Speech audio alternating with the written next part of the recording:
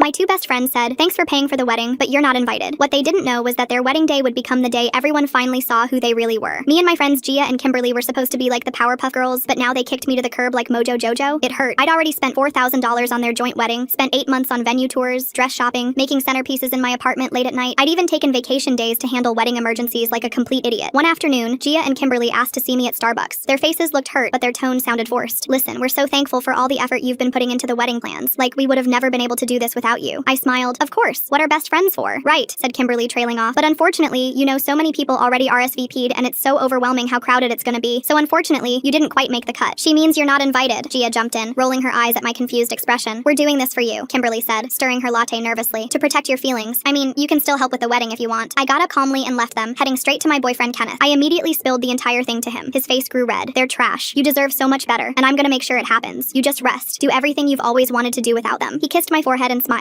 But it was tough, really tough moving forward without them. I mean, one second we were doing everything together, the next second I was basically friendless. But after 3 months, every day got a little bit easier. I joined a hiking group to get back into shape and launched my own event planning business, something I'd always dreamed about doing since I was young. "But you're not really business-minded, you know? You work best as an employee," Gia and Kimberly once told me when I brought it up to them years ago. But I was going to try anyway. I helped a few clients with their organization, orders, vows, but soon I landed my first big client, one who paid me an amount that almost made me faint. Meanwhile, an old classmate Jessica told me how Gia and Kimberly were completely drowning without me. Their DIY decorations looked like kindergarten crafts. Nobody helped with setup, and they constantly bickered at every vendor meeting. They'd even tried to get Jessica to take over my role. She laughed and said she was busy. The best part was I wasn't even trying to get revenge. I was just living. And as if things couldn't get better, Kenneth held a surprise proposal with my hiking group with a very enticing offer. "Marry me. Same date, same venue, same time." I laughed at his diabolical scheme and kissed him, accepting the ring. My hiking group immediately started offering help. "I'll do your flowers," said Shirley. "I'm doing your hair," said Becky. "My brother's a DJ," said Marcus. For the first time in my life, people were giving instead of taking. I burst into laughter and hugged them. 2 weeks before the wedding, Kenneth posted the story on Twitter, tagging friends and families and venues, adding in screenshots of everything I'd paid for with the caption, "Imagine funding your best friend's wedding and getting uninvited." People were outraged. Vendors started reaching out to me. The photographer called first. "I'd rather shoot your wedding for free. This is incredible." Then the florist, the cake decorator. Even their day of coordinator switched sides. Every mutual friend started RSVPing to my wedding instead. That's when Gia found out about my wedding from the venue coordinator who assumed she knew. My phone exploded with texts. "You booked our venue on our day? This is psychotic. You're trying to ruin our special day, but it won't work." But their wedding was already falling apart even without me lifting a finger. On the day of the wedding, their wedding hall was practically empty, each decoration tacky and clashed. My wedding hall was so packed with people that they had to borrow seats from Gia and Kimberly's joint wedding hall just to seat them outside. After the ceremony, Gia and Kimberly tried to crash my reception when the security stopped them at the door and called me over. I walked up in my dress, took in a deep breath, looked them dead in the eyes, and said, "You're not on the list."